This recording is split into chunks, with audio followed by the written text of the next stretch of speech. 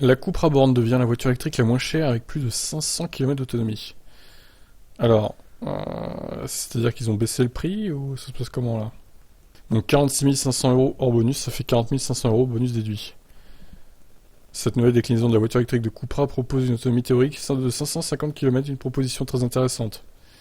Penchons-nous sur la fiche technique. Donc la VZ XL, on a le droit à un supplément de puissance, 231 chevaux, avec un couple de 310 Nm, mais également une hausse d'autonomie, 550 km avec la batterie de 77 kWh.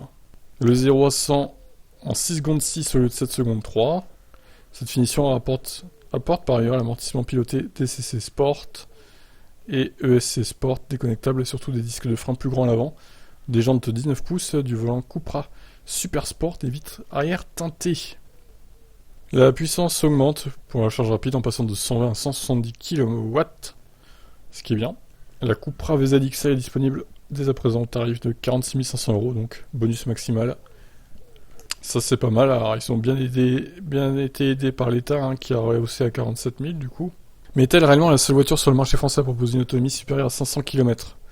C'est plus ou moins vrai si on prend en compte ou non la marge de négociation entre les concessionnaires. En effet, la ID3 Pro S Active avance une autonomie théorique de 556 km pour 48 150 €. Alors oui, le bonus maximal de 6 000 € s'arrête lorsque le prix de vente dépasse 47 000 €, mais sur une voiture à près de 50 000 €, ça serait radin de pas accorder une petite remise de 1 000 € pour faire passer le montant du bonus de 2 000 à 6 000. Mais attention, car cette version grande autonomie de Volkswagen ne propose que 4 places et non pas 5, comme le reste de la gamme ou cette Cupra VZ XL.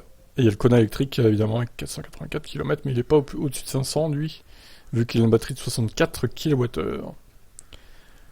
Ok, bon bah c'est pas mal. C'est vrai que Cupra c'est pas mal niveau tarif et niveau puissance qu'il propose. Bon, il manque un petit peu de V2L, mais bon, il y a que ça qui manque, je dirais.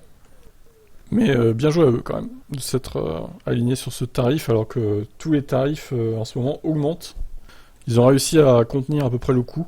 Maintenant, quid du délai de livraison? Ça c'est toujours pareil.